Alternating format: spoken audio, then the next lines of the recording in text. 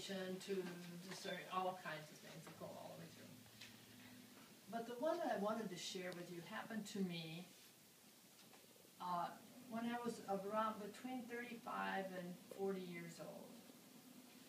I had been in the convent since I was 22.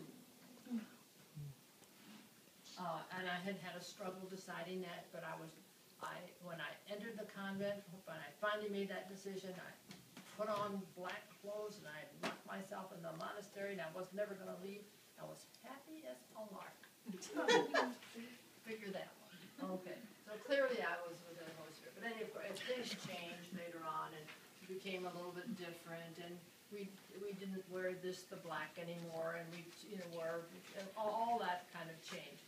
Then at one point in my life, and then I finished my education. I carefully had gone through college, avoiding any kind of education courses because I knew I was never going to teach. But then when I entered the convent, I was put into the classroom.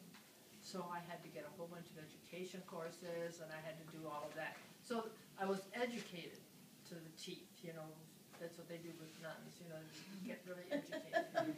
And so here I was teaching Spanish, and I was teaching religion in high school. And I loved doing it. Everything was going fine. But then all of a sudden, and I don't know where this came from, I thought, I could be doing this anywhere. I don't have to be here to teach Spanish and teach religion. I could go anywhere to do that. There are all kinds of places that I could, and I kind of tried to dismiss this, so I kept coming back, and it was disturbing to me. So I thought I better check this out. So I tried to talk to a priest about it, and he was an educator himself at St. Louis University, because I was in the St. Louis Visitation Monastery. I forgot to tell you that. And so we talked a little about it, and I said, the thing is, the reason that I would not leave to go and do something outside of the religious life is that I know I couldn't make it. I couldn't make it. I said, I never had a job. I entered when I was 22, just when I graduated from college. I had never had a job, worked for a salary, never been paid for anything I did, and even all these years in the convent, it was like volunteer work. I didn't get any money for that either. So that was a total mystery to me. I said, I don't think I could make living in just in a regular, ordinary kind of a life. And the priest was, kind of distressed that was my attitude. And then I thought, so I'm not going to go, I'm going to stay. And then I thought, oh no. I said, I'm staying for the wrong reason. I would stay in the monastery for security.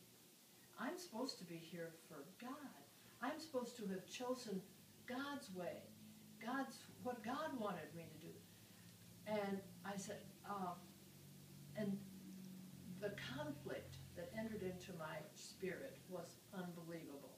I was so tied up. I didn't want to stay because it was the wrong reason. And I didn't want to go because I was terrified. And so here I was. So finally, this priest was trying to calm me down, and I said, now look, I know I can get you a job teaching Spanish at a university. I can do that. That he was in a position where he could do that. So he managed to succeed to make some contacts for me, so that it was kind of ready to move. And so I was, and it got worse and worse for me. It was just the feeling was, I can't even describe it. I mean, you can imagine the conflict that was there. Staying, I really wanted to stay, but I knew that I couldn't with that kind of an attitude. That would be, well, it would be terrible. It would just not be the reason that one wants to be a religious in this life, to be secure. And so struggling with that, and knowing that I could get that job over there. And then in the midst of that, my mother dies, which didn't at first, and this was a very interesting thing, because at that time, we were still wearing the habit. Actually, I told you we had changed, but we were still wearing the habit at that time. And I was one of the first religious in that monastery, which is very, very cloistered, to be allowed to go home to a dying parent. So I did go home to spend some time with my mother before she died. And I don't know, well, I don't remember talking to her about any of this. I don't remember having any discussion like that. You don't discuss that with a dying parent. You try to do other kinds of discussions with a person like that.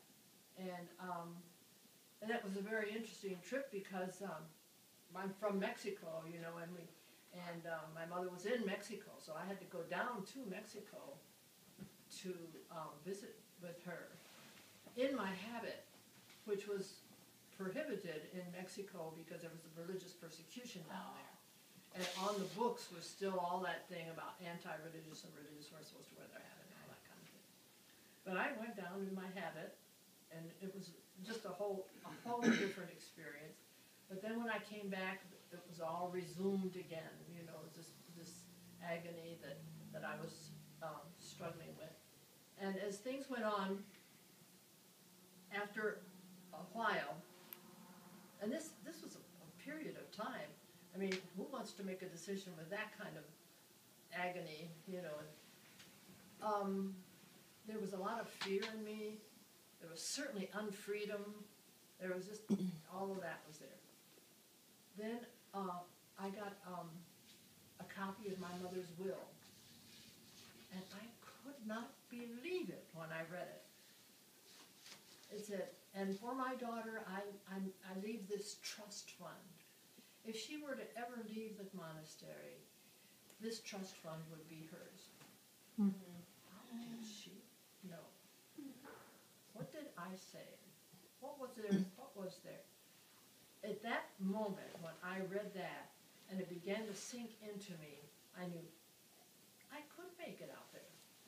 This clears the way. It would be fine for me to go. I would be able to make it just fine.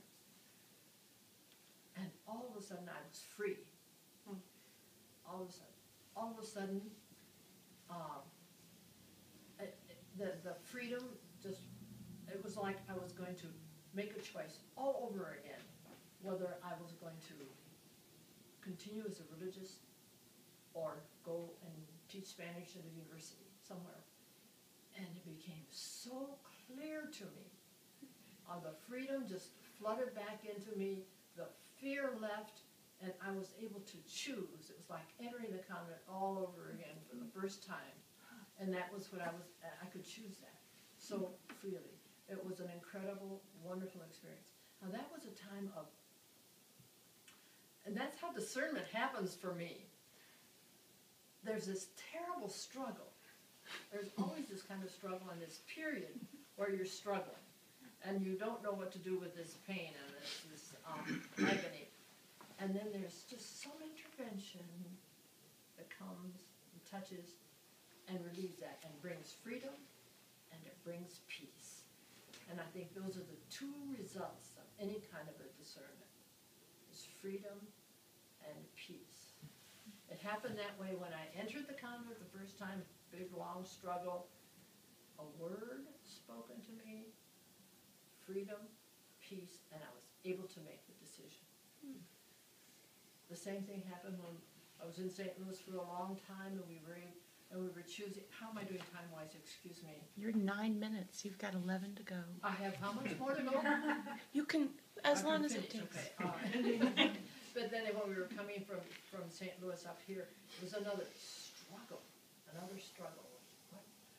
Why do I want to leave somewhere where I'm really happy, where I really feel I'm doing God's call, but maybe this is God's call, you know, and it was another struggle, another thing, another moment of discernment, another moment where we were able to make this. But that was different because I had other people doing it with me.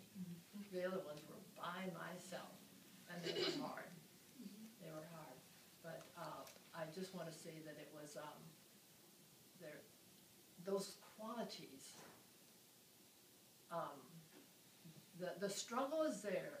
We need to recognize the struggle, and we need to recognize that if it's unfree and there's fear, there's no way you can make a decision. You have to wait till you reach that moment of freedom and peace, and then the peace comes after that.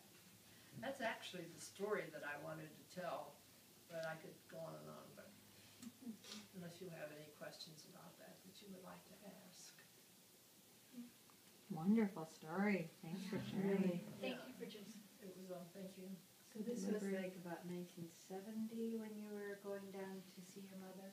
Or what year, you think, what time period? I'm trying to remember what year it was. You know, sometimes the past is just kind of the past for me, and I don't remember a year on it. But it was, I was, A little bit later in the 70s. No, So how old were you when you wore a habit.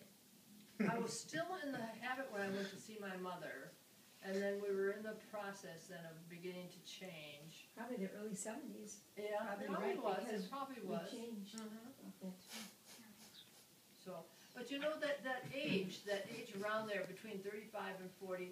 Somebody told me later on when I was sharing that story with them, is that for married people, for anyone, for women, probably for men too. I don't know, something they call it different. The dust, dishes, and diaper stage. When women always would say, "Is this it? Is this all about? Is this what it's about?" You know, and all of a sudden they begin to. Then they go back to school, or they'll have an affair, or something. Something. Oh, the You know, there would be something there for. I guess I chose school for that. And men I know have some kind of a crisis at one point or another. It may have been just that crisis, or it may have been a temptation. But whatever it is, it needed that discernment, and it needed that process. It needed the struggle.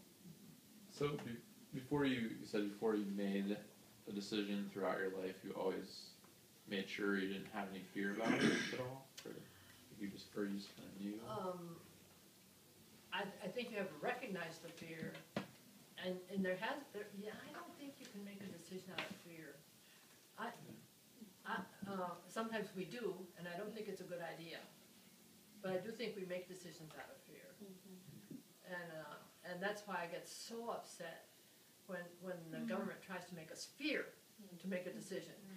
And I think no, that's not right. Francis de Sales says, do everything out of love, nothing out of fear or constraint or anything like that.